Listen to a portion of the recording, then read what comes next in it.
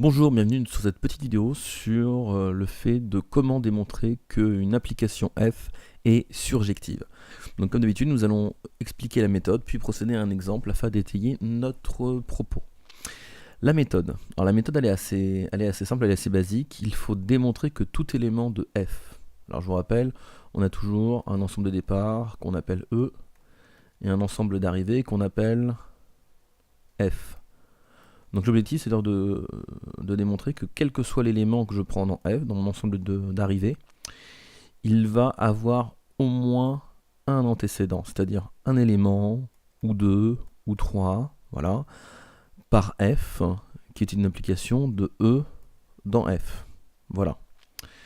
Donc je me prends un élément faisant partie de mon ensemble d'arrivées, je rebrousse chemin par la fonction f, parce que c'est une fonction de e dans f, ensemble de départ, ensemble d'arrivée, hein, n'oubliez pas, et on va avoir au moins un antécédent dans mon ensemble e, qui est mon ensemble de départ.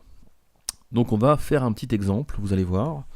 On va se donner une application f, l'application f, qui prend des valeurs de r dans r. On va se donner ça, donc la variable c'est x. Ça, ce sont les éléments de mon ensemble d'arrivée, de départ, je veux dire. Et mon ensemble d'arrivée, ça va être des f de x qui est égal à 2x plus 1. Voilà. Donc voici une fonction, une application. Voilà. Ensemble de départ, les réels. Ensemble d'arrivée, les réels.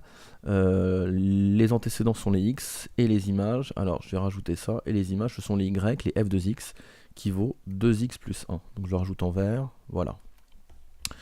Donc on va procéder ça un peu en trois étapes. La première étape, je me prends donc un élément quelconque de f. Donc on va checker ça, je vais l'appeler y0. Donc j'ai posé que mon y0 il appartient à f, et ici mon f, mon ensemble d'arrivée c'est quoi? C'est r. C'est-à-dire que je me donne, donc on pose y0, un élément qui appartient à l'ensemble d'arrivées qui est ici mes réels. Donc j'ai ma première étape.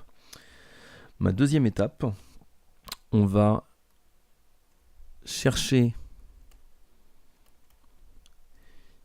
x0 tel que, donc les solutions, x0 tel que f de x0 égale y0. Ça revient à poser que, donc ici je vais utiliser mon application, ça revient à dire que 2x0 plus 1 égale cette fameuse image y0 que j'ai choisie dans un premier temps. Moi ce que je veux savoir c'est le nombre de x0 que j'ai. Est-ce que j'en ai au moins 1, est-ce que j'en ai 2, est-ce que j'en ai 3, bref, ou est-ce que j'en ai aucun. Donc ça peut arriver. Donc ici qu'est-ce qui se passe? Je vais isoler mon x0. Donc ici mon x0 il vaut quoi? Il vaut y0 moins 1, le tout divisé par 2. Et je m'aperçois qu'en fin de compte, x0, ça va me sortir un réel. Donc je vais obtenir ici x0 qui vaut ça, tel que x0 appartient à R. Mon ensemble de départ aussi, hein. Ne l'oubliez pas, R c'est aussi mon ensemble de départ. Donc ça me donne quoi? Ça me donne que j'ai trouvé que un y0 réel me donnera un x0 qui est égal à y0 moins 1 sur 2. Donc, ce que je peux dire, c'est que y0 possède, donc à partir de là, je m'aperçois que, donc à partir de cette étape-là que je vais encadrer en vert, bah, je m'aperçois que ici, ça veut dire quoi? Ça veut dire que y0 possède au moins un antécédent,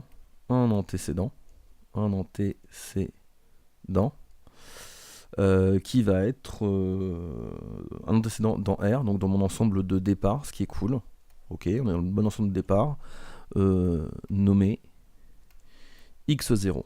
Et ça implique quoi? Ça veut dire que mon application f, elle est surjective. Donc ici, donc ça c'était la troisième étape. La quatrième, ça veut dire que f, donc ça implique que f est surjective. Et on vient de finir le boulot. Alors c'est un exemple assez tranquille, assez standard, c'est vraiment fait pour poser les idées. Donc toujours, encore une fois, on part vraiment Ces petites choses-là, on part de quelque chose d'assez tranquille. Le y0 appartenant à R, ça c'est un premier point. Mon ensemble d'arrivée, ne l'oubliez pas. Je recherche mon x0. Donc je m'aperçois que pour un y0 précis, j'ai un x0, ok. Et ce x0 là, il appartient à mon ensemble de départ. Donc y0, je m'aperçois ici, avec ce que j'encadre en vert, c'est que y0 possède bien au moins un antécédent dans R, qu'on peut nommer x0, donc ça c'est cool. Donc je viens de prouver que f est surjective. Voilà. Merci d'avoir suivi cette petite méthode et exemple qui permet de voir comment on démontre qu'une application ou une fonction, ça fonctionne aussi, est surjective.